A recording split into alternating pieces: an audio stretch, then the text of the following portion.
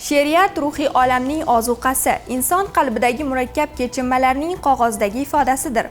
Shunday satrlar borki, ilk so'zlardan yurakning tub-tubidagi tuyg'ular g'alayoniga sabab bo'ladi.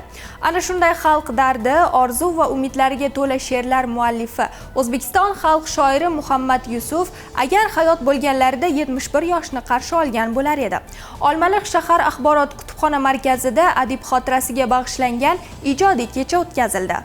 El ardog'idagi shoir deb nomlangan tadbirda Muhammad Yusufning rafiqasi shoira Nazira Assalom, Jilg'a etnografik ijodiy uyushmasi raisi, shoir Luqmon Musulmon, shahar nuroniylar maskani keksalari, Toshkent davlat texnika universiteti Olmaliq filiali talabalari hamda harbiy qism va umumta'lim maktablaridan kitobxon yoshlar ishtirok etishdi. Tadbir avvalida o'zbek xalqining erka farzandi Muhammad Yusufning hayot yo'llarida yelkadosh, hamnafas va hamfikr bo'lgan turmush o'rtog'i adiba, fidokorona xizmatlari uchun ordeni sohibasi Nazira Assalom so'zga chiqib, shoir bilan bog'liq o'z xotiralarini gapirib berdi. Ijodiy kechada so'z olganlar Muhammad Yusufning she'rlarida xalqchillik, soddalik, vatanga bo'lgan muhabbat tuyg'ulari jam bo'lganligi sabab uning siymosi millat yuragida manguga muhrlanganligini ta'kidlab o'tishdi.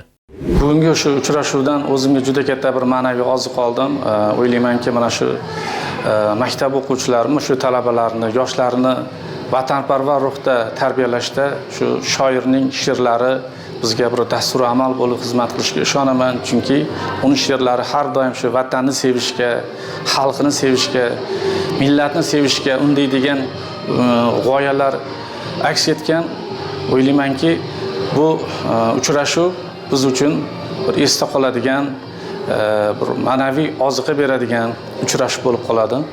Uchrashuvda ijodkor yoshlar tomonidan shoir qalamiga mansub bo'lgan ijod namunalari yodga olindi. Maktab o'quvchilari hamda nuroniy folklor jamoasining badiiy chiqishlari tadbirga ko'tarinki kayfiyat baxsh etdi.